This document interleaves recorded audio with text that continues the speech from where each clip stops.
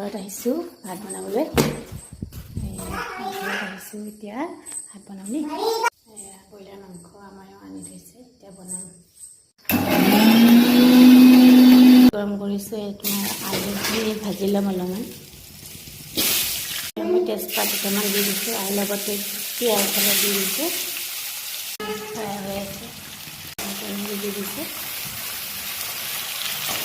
যিখিনি মছলা পেষ্ট কৰি লৈ দিছিলোঁ এইবাৰ এইখিনি ঢালি দিছোঁ।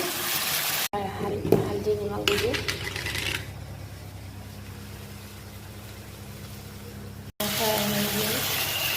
আৰু 2 বাটি চাউল বহাই দিলোঁ।